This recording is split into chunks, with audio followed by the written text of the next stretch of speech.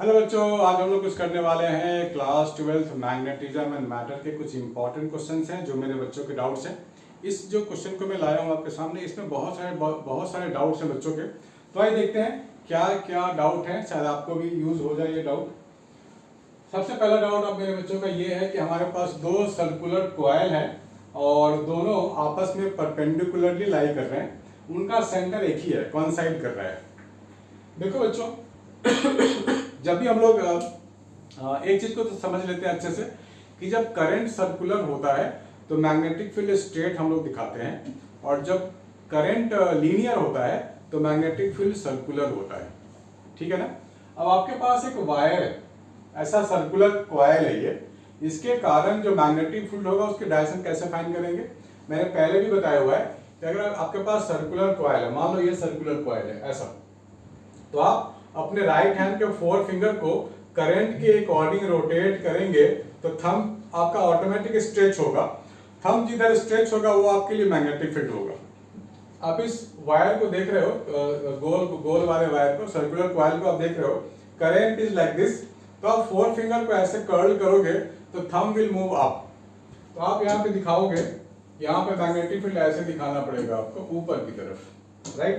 Magnetic field थोड़ा ऊपर हो गया, राइट। सर्कुलर, करंट सर्कुलर तो मैग्नेटिक फील्ड लीनियर। दूसरा कॉइल आपको दिख रहा है, करंट ऐसा है, करंट कैसा ऐसा है, तो आप 4 फिंगर को रोटेट करोगे तो थंब स्ट्रेच होकर इधर आ रहा है तो इधर हो गया मैग्नेटिक फील्ड। ये है B1, ये है B2। तो आप देख पा रहे हो both magnetic field are perpendicular to each other. तो यहाँ पर हम लोग लगा देंगे रिजल्टेंट वाला फॉर्मूला, टू आइडेंटिकल सर्कल, दोनों ही आइडेंटिकल है तो magnetic field will be same. दोनों ही कॉइल आइडेंटिकल हैं तो मैग्नेटिक फील्ड कैसा होगा, सेम होगा। सेम होने का मतलब है कि मैग्नीट्यूड सेम होगा, डायरेक्शन इज डिफरेंट। तो किसी दो वेक्टर के बीच में अगर 90 डिग्री है तो ये आपको रिजल्टेंट निकालनी पड़ेगी। तो रिजल्टेंट का फॉर्मूला हम लोगों ने बचपन से पढ़ते आ रहे हैं, B resultant under root B square plus B square plus 2ab into cos of 90 degree, ये वाला। तो cos 90 तो 0 होता है, तो ये पूरा टर्म आपका 0 हो गया। ये हो जाएगा अंडर रूट 2b स्क्वायर, ये हो जाएगा b√2, ठीक है, b√2। अब सर्कल के सेंटर पे किसी एक के कारण आप मैग्नेटिक फील्ड निकाल लो, जो हमारे को मालूम होता है वो क्या होता है, μ0I/2r, ये होता है इंटू 2। ठीक है, दोनों की रेडियस भी सेम है, करंट भी सेम है। कैपिटल R गिवन है तो आप कैपिटल R लिखोगे, 2 कट गया, ये हो गया μ0I/r। This is the total magnetic field at this point. तो टोटल जो मैग्नेटिक फील्ड आया उसकी जो डायरेक्शन होगी कुछ ऐसी होगी। This is the resultant magnetic field. इसको नोट करो, आगे बढ़ते हैं दूसरे डाउट में। चलो डाउट नंबर 2 की ओर बढ़ते हैं, देखते हैं कैसे है डाउट मेरे बच्चों के। दूसरा डाउट में आप क्वेश्चन नंबर 22 मार्क किया हुआ, ये भी डाउट है। यहाँ बोला गया a beam of proton, proton means positive charge होता है, इलेक्ट्रॉन के just opposite. A beam of protons passes undeflected with a horizontal velocity v, horizontal velocity v से जा रहा है undeflected through a region of electric and magnetic field. Electric field भी है, magnetic field भी है, और उसी रीजन में वो अनडिफ्लेक्टेड जा रहा है। ठीक है ना, ठीक है, अच्छी बात है। ये तभी पॉसिबल है, कोई चार्ज अगर अनडिफ्लेक्टेड जाए, ये तभी पॉसिबल है जब electric force and magnetic force both are equal in opposite. ये दोनों इक्वल इन अपोजिट होंगे तभी तो सीधा जा पाएगा, क्योंकि इलेक्ट्रिक फोर्स अगर ज्यादा हो गया तो ये डेविएट हो जाएगा, या मैग्नेटिक फोर्स ज्यादा हो गया तो इधर डेविएट हो जाएगा, राइट। लेकिन ये बोल रहा है अनडिफ्लेक्टेड जा रहा है, that means this two forces acting must be equal in opposite. If the magnitude of the electric field and magnetic field are this, find the velocity v। तो पहले इस फोर्स को इक्वल कर दो आप, electric force equal to magnetic force. ठीक है ना, इलेक्ट्रिक फोर्स क्या होता है, E इंटू क्यू होता है, और मैग्नेटिक फोर्स क्या होता है, BQ/V होता है। साइन 90 ये खुद कह रहा है 90 डिग्री है, परपेंडिकुलर है तो 90 डिग्री लेना पड़ेगा आपको। Q तो गया, E/V आपको मिल गया वेलोसिटी। अब E कितना है, 50,000 है, 50 इंटू 1000, और B कितना है, 100 मिली टेस्ला है, तो 10⁻³ दिस इज योर वेलोसिटी, ठीक है। तो यहाँ से 2 जीरो कट, यहाँ से भी 2 जीरो कट, हो जाएगा 500 इंटू 10⁻³ यानी कि 5 इंटू 10⁻⁵ मीटर पर second. This is the velocity, ठीक है ना। तो पहले पार्ट का आंसर आपको मिल गया velocity. Force with which it strikes a target on the screen is the proton beam current is equal to 0.8 milli ampere. किस फोर्स से ये स्ट्राइक करेगा ये पूछ रहा है आपसे। Find the force with which it strikes on the screen, यहाँ कहीं पे स्क्रीन होगा वो स्ट्राइक कर देगा। अब ये करंट बोल रहा है आ चुका है इतना, ठीक है। तो फोर्स निकालने के लिए आपको क्या चाहिए, मास इनटू एक्सेलरेशन, लेकिन ये तो बढ़ रहा है कांस्टेंट वेलोसिटी से जा रहा है, ठीक है ना। इसको नोट करो फिर मैं आगे बताता हूँ, ठीक है बच्चों। तो यहाँ पर हम लोग निकालने वाले हैं सेकंड पार्ट का आंसर, यानी कि force with which it strikes a target on the screen if the proton become current equal to 0.8 milli ampere. मतलब देखो जब भी कोई भी चार्ज पार्टिकल फ्लो करेगा तो करंट तो होगा ही ना। तो करंट कह रहा है 0.8 मिली एम्पियर, और यहाँ पे बोला गया है बीम ऑफ प्रोटॉन, यानी कि बहुत सारे प्रोटॉन हैं, कितने हैं नहीं पता लेकिन बहुत सारे हैं। तो number of proton striking per second वो निकालनी पड़ेगी आपको। तो आप क्या लिखोगे, let n is the number of proton striking per second, striking per second. तो हम लोगों ने पढ़ा है ना Q is equal to n into e. ये n क्या है, number of proton per second है ये। और हम लोग करंट कैसे निकालते हैं, Q/T निकालते हैं। हम लोग तो पर सेकंड की बात कर रहे हैं, नंबर ऑफ प्रोटॉन स्ट्राइकिंग पर सेकंड यानी कि 1 सेकंड की बात कर रहे हैं। तो Q की जगह लिखेंगे NE पर सेकंड यानी कि 1।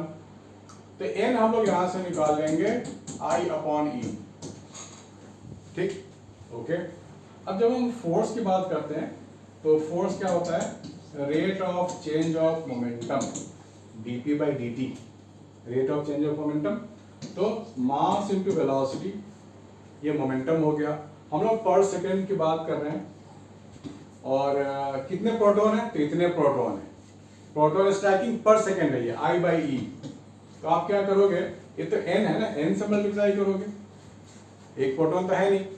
तो n क्या आपने निकाल कर रखा है, I/E। सो mv इंटू I/E, ये आपको मिल गया फोर्स। मास हमारे को पता होता है, गिवन नहीं है लेकिन पता होता है, मास ऑफ प्रोटॉन क्या होता है, 2000 times of mass of electron. Velocity यहाँ पर हमने निकाल के रखा हुआ है पहले पार्ट में, 5 इंटू 10⁵। करंट यहाँ गिवन है, charge of electron is fix quantity, सब कुछ यहाँ फिक्स क्वांटिटी है, हम लोग बड़े आसानी से निकाल सकते हैं, ठीक है बच्चों। अच्छा क्वेश्चन था, आगे बढ़ते हैं।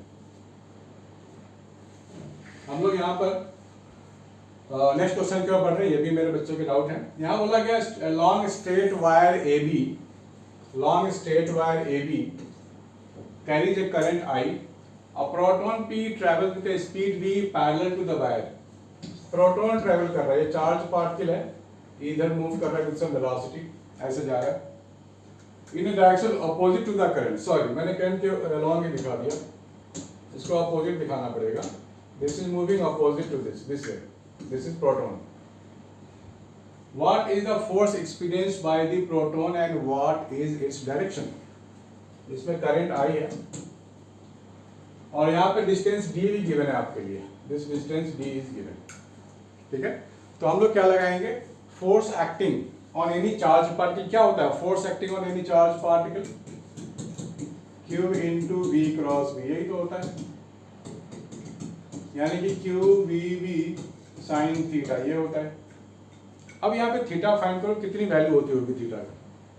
देखो वेलोसिटी वेक्टर तो नीचे है, मैग्नेटिक फील्ड किधर है आपका, ये जो वायर गिवन है ना, wire infinite wire, this is the source of magnetic field. इस वायर को आप ऐसे पकड़ोगे तो आपका जो मैग्नेटिक फील्ड है राइट साइड में अंदर की ओर जा रहा है, तो मैग्नेटिक फील्ड अंदर, वेलोसिटी नीचे, तो 90 डिग्री हो गया, तो साइन 91 हो गया। सो Q into V into B, B क्या होता है किसी भी इनफाइनाइट वायर के लिए, हम लोगों ने डिराइव किया हुआ है पहले भी, ये हो गया mu naught I upon 2 pi D. ठीक है, तो this is the force acting on this. ठीक है, अब ये फोर्स कैसा होगा? देखो बच्चों, हम लोगों ने पहले पढ़ा हुआ है, करंट अगर अपोजिट होते हैं ना, करंट अगर अपोजिट है, करंट तो इधर ही होगा जिधर चार्ज पॉजिटिव वाला जा रहा है। करंट अपोजिट तो force will be repelling each other, एक दूसरे पे फोर्स लगाएंगे, वो रिपेल करेंगे, तो इस पे जो फोर्स लगेगा वो इधर लगेगा, रिपेल वाला फोर्स। अगर ये प्रोटॉन इधर इधर जा रहा होता, मतलब कि same direction with the current, तो अट्रैक्टिव फोर्स लगता।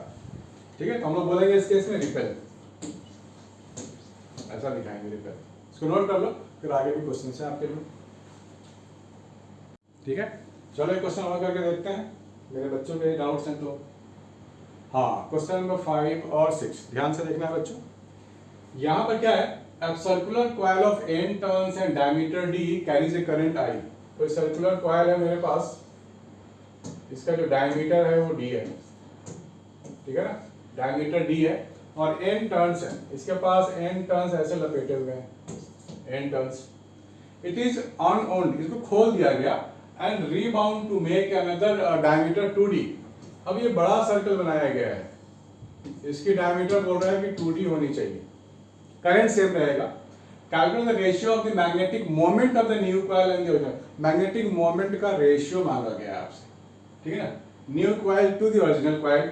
ये न्यू कॉइल है m डैश, और ये ओल्ड वाला है m, ठीक है ना। ओके, देखो सेम कॉइल को खोल करके दोबारा लपेटा गया है, डायमीटर को बढ़ा दिया गया है, लेकिन वायर तो सेम है ना, ना ही वायर को यहाँ से काटा गया है, ना ही कोई नया वायर जोड़ा गया है। दैट मीन्स जो वायर का टोटल लेंथ होगा दोनों का सेम होगा, एग्री। तो टोटल वायर का जो लेंथ होगा वो कितना हो जाएगा इधर, 2 पाई r, सरकमफ्रेंस हो गया r मीन्स d/2 r हो गया ना। इसको n बार लपेटा गया तो इंटू n कर देंगे तो लेंथ ऑफ वायर हो गया। दूसरा करेंगे 2 पाई इंटू रेडियस, देखो डायमीटर 2d है तो रेडियस तो d होगा, इंटू कर दोगे n डैश, कितना बार लपेटा गया नहीं मालूम है, नंबर ऑफ टर्न मालूम ही नहीं है, तो 2 पाई d कट गया, ये कह रहा है n/2, तो n डैश हो गया n/2, या इसमें जो टर्म है वो n/2 टर्न लपेटा गया है, इसमें n है, इसमें n/2 है, यही तो फर्क है। ओके, तो अब मैं मैग्नेटिक मोमेंट निकालूं, पहले वाले का मैग्नेटिक मोमेंट, तो किसी भी कॉइल का मैग्नेटिक मोमेंट क्या होता है, n इंटू आई इंटू एरिया। तो एरिया में क्या लिखूंगा, पाई d/2 का स्क्वायर, ये होता है। अब m डैश न्यू वाला, नंबर ऑफ टर्न n/2 है, करंट I है, और रेडियस हो जाएगा पाई d², ये हो जाएगा। अब इन दोनों का आप डिवाइड कर दो, क्या लिखेंगे, m dash upon m, ni पाई d²/2, और दूसरा क्या हो जाएगा, ni पाई d²/4, ठीक है ना। तो सारे चीज कट जाएंगे, तो यहाँ कितना 2 बच जाएगा। So magnetic dipole moment final upon magnetic dipole initial equal to, हो गया ना, खत्म। चलो, तो ये आपको नंबर ऑफ टर्न का भी ध्यान रखना है, पूरे फॉर्मूले का भी ध्यान रखना है, ये आ चुका है ऑल इंडिया 2012, ठीक है ना। क्वेश्चन नंबर 6 भी कर ही लेते हैं, कोई छोड़े। 2 वायर्स ऑफ इक्वल लेंथ, यहाँ क्या बोला गया है, 2 wires of equal length are bent in the form of 2 loops. One of the loop is a square shaped, ऐसा स्क्वायर है, दूसरा सर्कुलर है। They are suspended in a uniform magnetic field and the same current is passed through them, which loop will experience greater torque. Torque किसके पास ज्यादा लगेगा? तो सबसे पहली बात है कि आपको ना 2 वायर्स ऑफ इक्वल लेंथ, पहले वायर की बात कर लो। हमारे पास एक वायर था L के लिए, एक बार लपेट के ये बनाया, दूसरी बार हमने इसको डिसमेंटल किया, फिर ये बना लिया। या फिर यूं मान लो 2 वायर है आपके पास L, एक का हमने स्क्वायर बनाया, एक का हमने सर्कल बना लिया। अब इन दोनों को लटका दिया हम लोगों ने, मैग्नेटिक फील्ड में करंट दे दिया, तो बोला किस लूप के पास ज्यादा टॉर्क लगेगा। तो टॉर्क का फॉर्मूला आप देखो क्या होता है, टॉर्क का फॉर्मूला होता है v0 sin थीटा, ठीक है ना। देखो ज्योमेट्री का फर्क है, तो आपको ना एरिया को फोकस करना पड़ेगा, किसका एरिया ज्यादा है।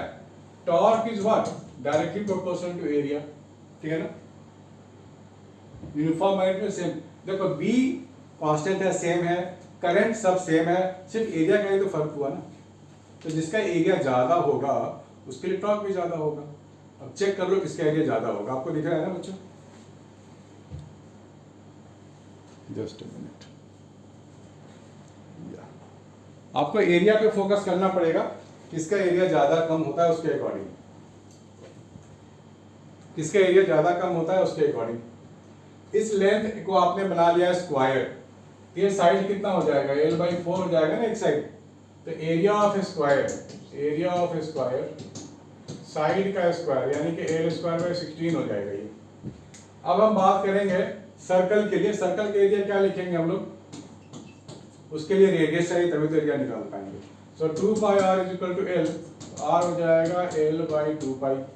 एरिया कैसे निकालेंगे, सर्कल का एरिया ए से लिख रहा हूँ, सर्कल का area πr², r means l/2π का स्क्वायर, तो l²/4π हो गया।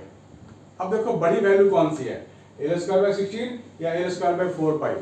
4π का मतलब हो गया 12 पॉइंट समथिंग, राइट।